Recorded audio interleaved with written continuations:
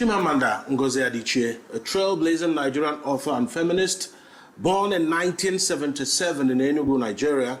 Through her novels, she's written A Purple Hibiscus, Half of a Yellow Sun, Americanah, shedding light on different things that affect our lives and the themes like post-colonial identity, race, and gender, inspiring a new generation of thinkers and change makers. Adichie's remarkable impact has earned her numerous accolades, including the Commonwealth Writers' Prize, Orange Brunbard Prize for Fiction, and MacArthur Fellowship, as well as recognition as one of the Time magazine's 100 most influential people, and over 15 honorary degrees from institutions worldwide. How is Chimamanda Adichie's latest work faring? Dream Count. How is it faring? We'll find out from her as she talks about the book, Dream Count, and other issues affecting us. This is The Eastern Eye. I'm Alex Ogbodo.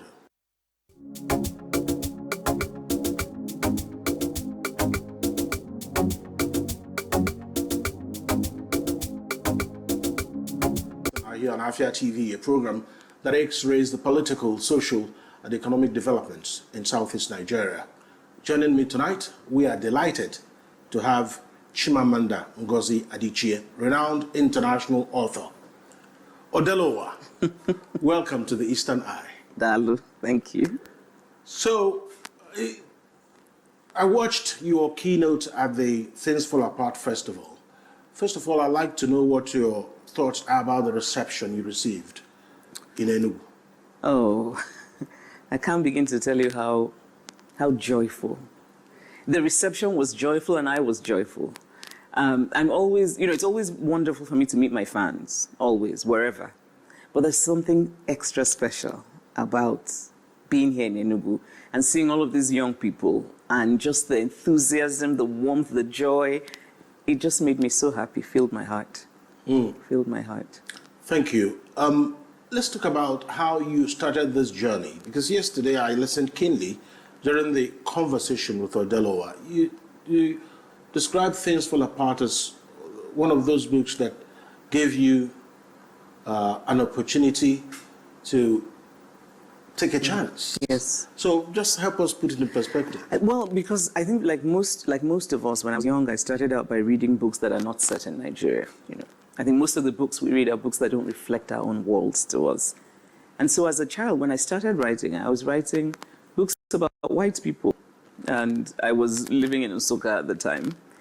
And then I started reading African books. And Chinua Achebe's was one of the most important for me because it, and of course it wasn't contemporary, so it wasn't really my world, but it was my world in the past.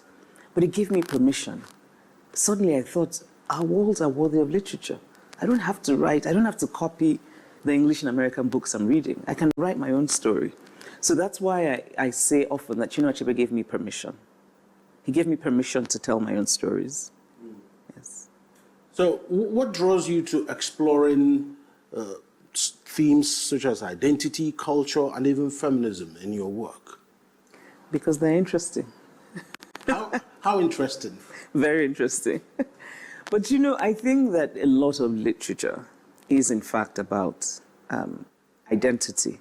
I think sometimes when you're a person writing about situations or people who are not considered the mainstream. So in other words, when you're a black woman writing about black women's lives, suddenly it becomes you're writing about identity. But actually not necessarily. I think it's because it's not the subject of black women, for example, isn't one that is necessarily, isn't one that many people have seen. So because it's not considered mainstream, we start to attach labels to it. Because when you look at a lot of literature, it's all about identity. But feminism is because I'm a woman. I am a woman who believes that women are equally human. And for me, feminism is really a belief in a justice movement, which is to say that throughout human history, women have been excluded, oppressed in all the cultures in the world simply because they were female. And I think it's time for us to address that injustice in the same way that I feel strongly really about any kind of injustice. So I would like to know how you balance issues around personal experience or experiences with fictional storytelling in your novels? Very important. I'm sure you got some of those questions yesterday. So people always assume that when you write fiction that you're writing about yourself. And in a sense, you are. Right? Because I think there is me in every character I write, whether male or female. There's something of me in there. But in general, I don't write directly about my life because my life is just okay. It's not that interesting. I'm a very keen observer. So my goal as a storyteller is to watch the world. I'm watching everything. I'm learning. I'm asking questions. And then I use all of that in my work. So if I met you, Alex, for example, I've already, in 2 seconds, I've noticed everything about you. I can imagine your life. I can imagine your family life. I can imagine, and then when I'm writing, all of that comes in. And you would read it and you might not even know that you were the starting point for that character. Mm.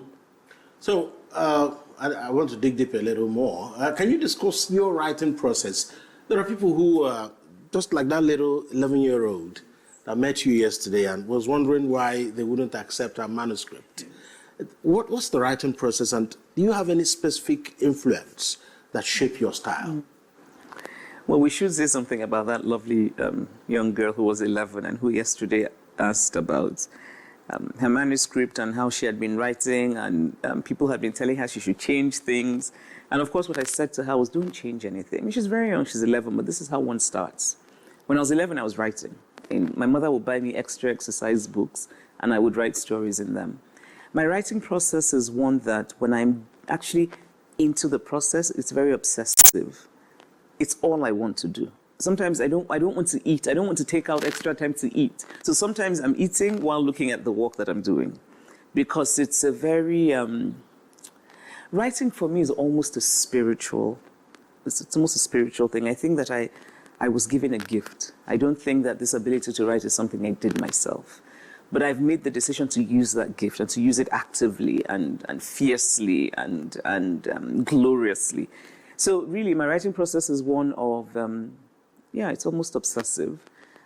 But in terms of the ability to get published, the thing about... So I often say to young people who are writing, if you get rejected, there are 2 reasons that you must consider equally. It's either it's not very good, and you have to be willing to consider that, or it's that it's not the right fit for whoever you've sent it to. Because people do different things. Right? And so, AFIA TV is the eye of the East. It's not the eye of the North. So if you're bringing things to AFIA TV, it should somehow be about the East. And in some ways, publishing is like that. So this young girl, for example, I'm sure that in the next few years, the story might be different. But being published is not always easy. And I started out with many rejections from publishers when I wanted to publish my first novel. And I like to tell young people the story about my many rejections, because it's important to say that when you start doing something, just because you get 1 or 2 or 3 rejections is not the reason to stop. You have to keep trying. And I think for me, at that point, I remember at some point thinking, will it ever happen? But I kept trying. And then finally somebody said, yes. So at a point you were saying Olembwe? Yes. But I never said Nangapusi. Yes.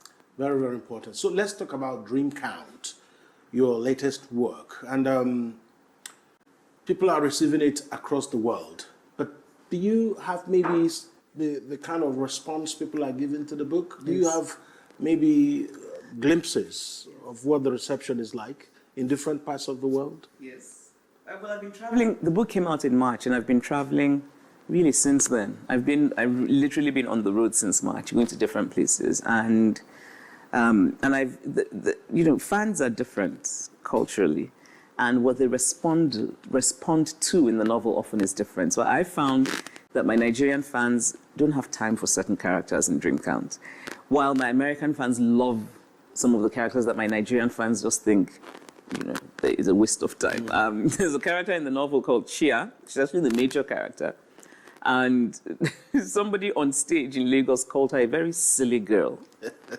But the same character, when I was last in Brazil, and the 2 women who came and hugged me and said, thank you, because you told our story. Chia is us. Thank you so much. And nobody mentioned Chia yesterday. I think I was paying attention. They probably all think she's a silly girl. Because they kept mentioning the banker. Yes. I don't know. Well, so the response or responses vary from Yes. countries and cultures. Do you Yes. think that maybe it's like blind people feeling an elephant, or is this just a question of perception? No, I don't. I think it's not so much blind people feeling an elephant as it is that I think we bring our own worldviews to characters. Right? So I think two different people read the same novel and read it very differently. So I think that people respond to what they already value in some ways. And so Chia is a character. She's a dreamer. She's looking for pure love, and for many people, that's very impractical. That's very spoilt brat behavior. But for others, it's almost aspirational, because there are people who are deeply romantic and who just think that love has to be this perfect dream. Right? So I think in general, we bring ourselves to what we read. So I've really noticed that people get attached to certain characters more than others. And often it depends on people's personalities, but also their culture. I think that a lot of times people see themselves in these characters, and that informs their attachment or lack of it. Yes, yes. Because I think for us as human beings, we really want validation. We're all kind of seeking. We want to be seen.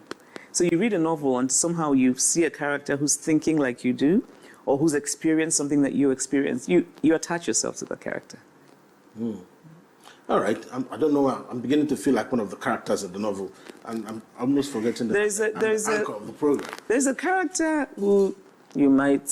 Okay, I won't say anything. I'll have to discover that. So, during your keynote yesterday, I noticed that you were quite specific, and you do not mince words about the sanctity of life and what has happened to that sanctity, the way our people go about money and things around it. Are you afraid that it might get worse? Yes. Yes, I'm afraid that it might get worse, which is why I think it's very urgent. And to what you said about not mincing words, it's also important for us collectively to refuse to mince words, because it's bad and it could get worse.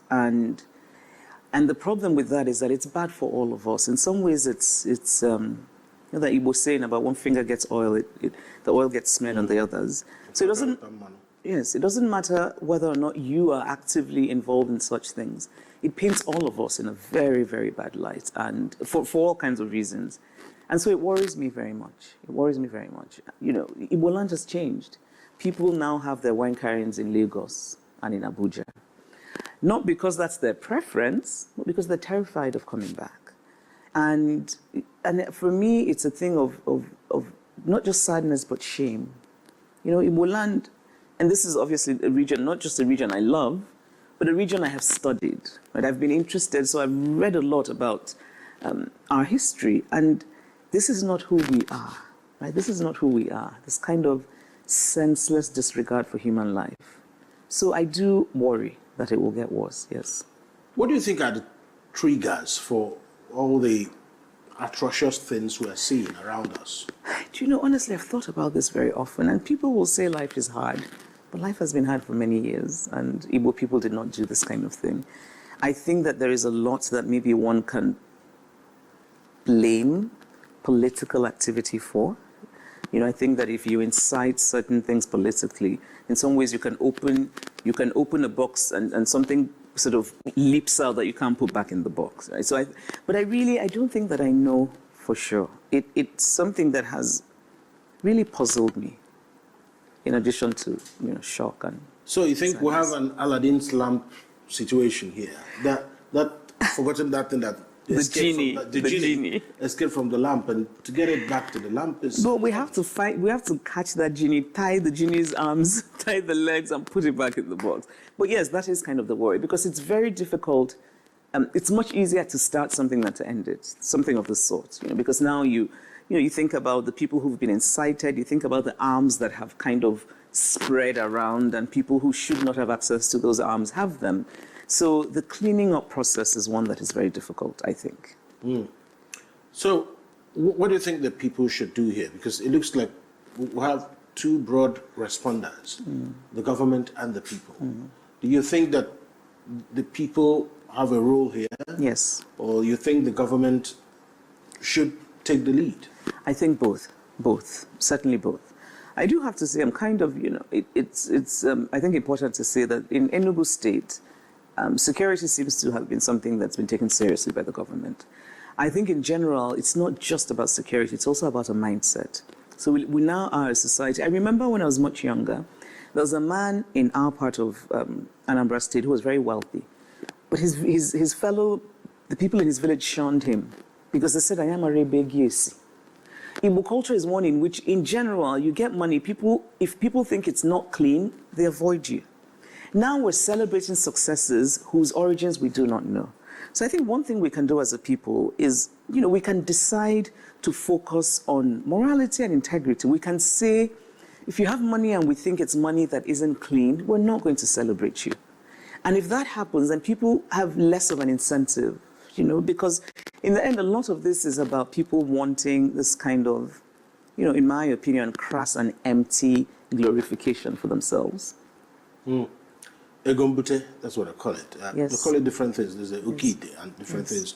So you see 17-year-olds, 21-year-olds, they want to drive a Hummer Jeep, all the latest cars, but nobody wants to follow the process. Yes. I mean, one can trace your story from the purple hibiscus and up till dream count. Yes. So you've had to bide your time. Yes. How important is it for young persons to understand the role of patience in their lives? It's very important.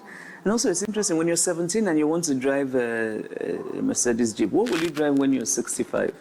The thing of life is really about stages, and it's important to enjoy each stage of life that you're in. And at 17, or even at 21 or 25, your focus should not be the accumulation of wealth. Your focus should be on making yourself better, acquiring knowledge, finishing your education, learning about yourself. I just think that our priorities have just become so distorted. But again, I don't think it's too late. But I also think that older people have a responsibility to be the grown-ups in the room. Adults should be adults. Seems to me that increasingly they're not doing their duties of speaking up, of showing young people the way in a very active way. Sometimes I even worry that older people are afraid of the young and afraid of speaking to them in a way that, to use your expression, doesn't mince words. It's become a Herculean task correcting young ones. Yes, but also a back necessary in the days, task. They'll just give you a knock on the head and everything will reset. So let's get a bit national with this discussion. Do you like what you're seeing in the country currently? No. With everything? No. There's nothing I like that I'm seeing in the country. Nationally, no. So but what disturbs you the most about Nigeria? The suffering of the people. I think people are suffering much, much more today than 5 years ago, for example. I think that this government has, whether inadvertently or deliberately, but this government has been one in which people's suffering has drastically increased. There are people in the middle class who one would never in the past have expected to be in a position of begging, for help, and now they do. And to me, that's the most important political judgment you can make of any government. How is the ordinary person faring? How's the ordinary person faring and feeling? Because the psychological part is also important. If things are difficult, but people see good leadership and have hope for the future, it makes a difference. I don't think we have that, and this is a national problem. So that's what worries me the most. You think Nigeria can have that? Yes, of course we can have that with good leadership. Yes. What does good leadership mean to you? I mean, what will be the trappings of good leadership? It would be a leader who first of all believes himself to be accountable to the people, and who is transparent, who realizes that his or her power comes from the people, not from himself or herself. A person who is not corrupt, a person who doesn't need to be president. Because I think there's a kind of desperate grasping for power that many politicians in this country have. And it's because they're not going there because they have good ideas for society. They're going there because they want to have these positions in which they can accumulate power and money, really. So I think a good leader is one who has also a sense of humility. Right? Not a kind of performative humility, but a real, deeply felt humility. But also confidence, because often I think that humility and confidence together will make a very good leader. Those are the things that matter to me. All right. So let's talk about Ndibo. There seems to be a disconnect between Ndibo at home and in diaspora. You've lived abroad for quite some time. Is there a disconnect between, and what is causing this disconnect? I don't think there is a disconnect. You don't think? I would argue not, no. Okay. So when you look at the homeland, Igbo land, if Yes. there's anything like that, Yes. and look at Igbos in diaspora, what do you think is the difference? Well, actually, it's always true that Igbo people in diaspora can be very invested in Igbo land, often without a lot of knowledge. I mean, there are people who've been away for 25 years, but you hear them talking in the US, for example, about Igbo land. They're so passionate, but they're often kind of disconnected from the reality of what's happening. But it's not for lack of love. I think many Igbo people in diaspora are very interested, very concerned about Igbo land. Obviously, the difference is that Igbo people in Igbo land are living the reality of it. Igbo people in diaspora are looking at it from the outside. And of course, it can shape the way you think about ideas and also can shape the way you think about solutions. So I often joke about this, that Igbo people in America have all the solutions to all the problems in Igbo land. Until they come home? Yes. So, but it's also true that Igbos in diaspora seem to be sending more money than any other person in diaspora in the country. Yes. You think that can be a game changer? It Because some people are arguing that they're sending the money, but in the way and manner the money is sent is affecting how it is used. They say most of the monies come in the form of domestic kind of processes for feeding money, that is this, my brother's that. It's not coming in form of investments. Do you think that this can change? Yes, but I don't think that's the responsibility of the Igbos in diaspora. It's the responsibility of the governors of the Igbo states to create avenues for those investments, and also a certain level of a certain guarantee. Right? You need to know that you're putting money in something, and that your money is secure. Because Nigeria, I mean, and it's not just Igbo land. Nigeria is a very strange place. You might wake up and be told that your account has been frozen. You don't know why, and it takes you forever to unfreeze it. So I can see how. The thinking around investment is a very good one, but I think that there's a responsibility on the state governments to create the enabling environment for people to invest, and there are people who want to. My feeling about Igbo people in diaspora, in general, Igbo people, we love Igbo land, we do, and we all collectively want it to be better, and some of that eagerness for it to be better comes from a feeling of wanting, even if just psychologically, the idea of a place to which we can run, right? A place to which we can, I think people who have a history of trauma always have that idea that we need succor. We need to know that there is somewhere, just in case. So I think this love and this wanting Igbo land to do better comes partly from that, and that there are many people who would invest if the right environment was there. But also life is so hard that, we do need to send money to our cousins and uncles and aunties so they can eat. That's right. Because life is hard. So I looked at a lot of the gifts you received yesterday, and I kept saying, are we going to see an Odelowa Center anytime soon? Anyway, you can be in a Soka in Enugu or even Aba. You never know. Well, now that you mention it, no, I haven't thought about that.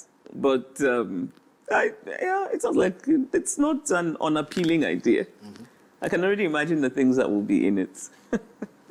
Yeah. Okay, I mean, so while I let that simmer in your mind, we'll take a very short break. And when we come back, I'll still be asking Odelowa just a few questions before we wrap up the conversation here on the Eastern Eye. Stay with us.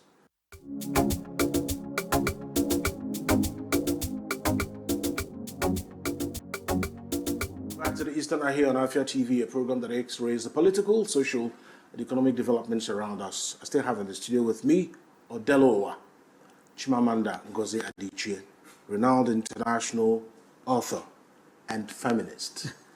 I didn't add that in the beginning. No, you did. And okay. I don't need to have it added. Okay, great. So let's talk about how you've progressed from Purple Hibiscus. I'm sure there are things you've learned from the first time you published a novel and now that you're counting your dreams. So what is that thing or those things that you have picked up in the last few years, maybe 10, 15, that you think that maybe if you had the opportunity of knowing those things before you published Purple Hibiscus, would you have done anything differently? That's actually interesting. Would I have? Probably not, actually. Probably not. I mean, obviously, as I've, with the first novel and the second and the third, and of course with more readers, more of a reach, more, relative success, the publishing experience has been different. So now I started out with a very small publishing house with an editor who was very comfortable telling me to take out many things from the book. And now I'm with a very big publisher. And, I think one of the things, success can sometimes insulate you from truth. So if anything, I've learned to keep asking to be told the truth. I don't want to be told what I want to hear. I want to be told what's true. And so I have to now make a case for it, right? Because I have to say to people, the early readers, just tell me what's not good. Tell me why it's not good. The more successful you become, the more likely that people lie to you. And that lying is bad for you. But is that the same thing when you are in political office? They tell you things that Actually, it's similar. Actually, it's very similar. Especially if you decide to surround yourself with people who just do not tell you the truth, who constantly praise you. And you find that many leaders do this. And so sometimes you're reading about a leader and you're thinking, well, can't this person see? But actually it's because this person is surrounded by people who are saying to this person, you need to disregard reality. Let's give you another version of reality. So really, I think that's the one thing but it's not that I would change anything that I did with Purple Hibiscus, but it's that with increasing success, I have been very, very deliberate about remaining, about the walk remaining true, about not writing rubbish and telling myself that it's good, So, Half of a Yellow Sun is a novel that a lot of people from Eastern Nigeria connect with. And nobody will need to ask why, because it looks like the Biafra War has become part of our history. Yes. An indelible part of our history. Yes. When you wrote that novel, and after the novel received a lot of acclaim, how did you feel?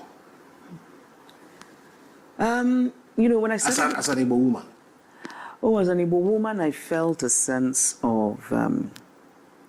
honestly, I felt a sense of fulfillment because for so long, that period of our history has lived with me. And again, it feels almost spiritual. I felt that I had to write a book about that period, particularly for the younger generation. Many of us kind of knew Biafra, but we really didn't know what happened. And that book took a lot from me emotionally. I did a lot of research. I read everything. It's so obvious. I looked at archives. I went and listened to radio shows broadcast during the period because I needed to really immerse myself. But it also took a lot from me emotionally. I talked to my father a lot, endlessly. And so you talk to your father, and your father tells you your grandfather died in a refugee camp. And then you look at photographs of a refugee camp, and you see people there. It's no longer just research. It becomes a deeply personal thing. So when I finished that book, I remember just going into a very deep and dark depression, but also relief. And then I wasn't sure how it would be received because, when I was working on it, so many people had tried to dissuade me. Oh, don't bring it up, I just want no, just leave it where it is, that kind of thing. People of all ages, older, my generation, everyone. Yes. I got very little encouragement when I would mention that I was working on a novel set in Biafra. People would get very uncomfortable. And you give it a very apt title, Half of a Yellow Sun. That's another way to say Biafra without saying Biafra. Yeah, but because I have the flag. And so that idea that the sun rose, but only half of it, because there was a lot. And again, for me, that period was also it's a learning, and I would love for young people to know more about, the first few, maybe even the first year of Biafra, the ingenuity of Igbo people, the passion, the willingness to sacrifice. You saw people who went out of their way to support the cause because they believed in it. This kind of, it's a very inspiring thing, something we can learn from. Lecturers in chemistry created a bomb because Biafra was so limited in what it had. And people who continued to believe in a cause, even in the face of a terrible and inhumane blockade. So, and that the book became, popular and widely read was very fulfilling for me. I wanted my generation of Nigerians to get a sense of what happened. But also, in some senses, I wanted people outside of Nigeria. I mean, I heard so often from people when I was traveling for half of Yellow Sun, people who would say to me, oh, when we were growing up, we always had Biafra. And we were always told, finish your food. There are children starving in Biafra. But they never knew what Biafra was. So many people have told me this. And I think for many people also, it's giving them context for this country. If you understand the Nigeria-Biafra war, you will understand so much about Nigeria today, because there's so much that, in some ways, was a result of that war. I mean, even the question of states and creating states, the root of it is in the aftermath of the war. Absolutely. And it looks like state creation was also one of the catalysts for the conflict.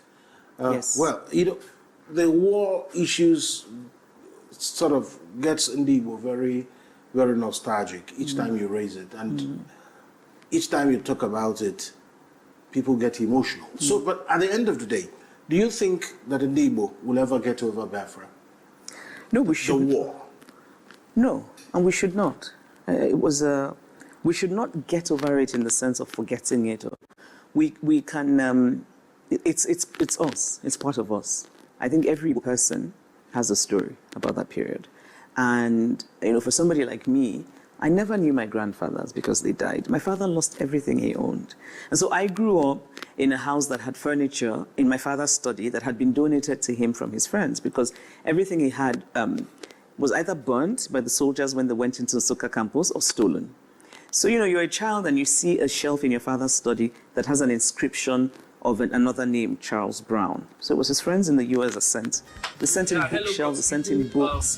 So even as a child, that already shaped my perception of the world. So we cannot and we should not get over this period of our history. It is our history. We should own it. So it's our Holocaust moment. It is. It is. It is. So Americanah was another novel. I found it very fascinating still. So at the end of the day, someone will say, okay, if you needed to know about America and a bit of the stories for someone who is in that place, is that the novel? No, of course not. The novel is about middle-class Africans. The novel is about the experience of middle-class Africans who leave home not because they're fleeing conflict, which is often the stereotypical story of Africa, but because they want more. And often it's a thing that's not allowed Africans. We're supposed to talk about conflict and our village was burnt down and we had a military dictator. But often there is more. We also dream, right? And we also want more. So we're not starving, but we want more. As human beings throughout human history have wanted more. And so for me, Americanah is really about, I felt that there was a gap in the story that was told about Africans who leave. So there are many stories about, the Sudanese who are fleeing war and conflict, and those stories are important, but very little of the sort of, the middle-class African. The story that I know, that's what I was writing. I don't think it's a story about, whoever told you that, tell them they don't know what they're talking about. Okay. Well, that's a way to get you to explain it, and you did. So when Chimamanda isn't writing a novel or doing some of your tours across the world, what do you do? What do you do with your free time or Delaware? I read. Reading is the thing that gives me the greatest pleasure. Apart from writing, of course, and apart from being with the people I love. So it's not that I don't have many hobbies and things. I read. I love spending time with my family. It gives me joy. So really, I read. I read a lot. I read everything. I read. So is another book in the offing? I can't tell you that. Yeah, I was expecting that. I should say, no, in addition to reading, I'm actually a very good cook. But I only cook when I'm in a good mood. Okay. I mean, yeah, I can understand that. And one would naturally hazard a guess that you will have to always be the good mood. Because people who cook well will always want to show it off, one way or the other. No, but that would be a wrong assumption.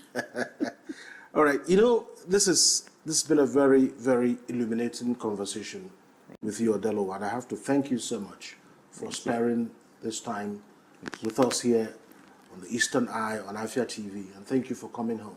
Thank you. Thank you very much. Thank you for all you've done for yourself and for Ndibo. Thank you. All right. Thank you. I appreciate that.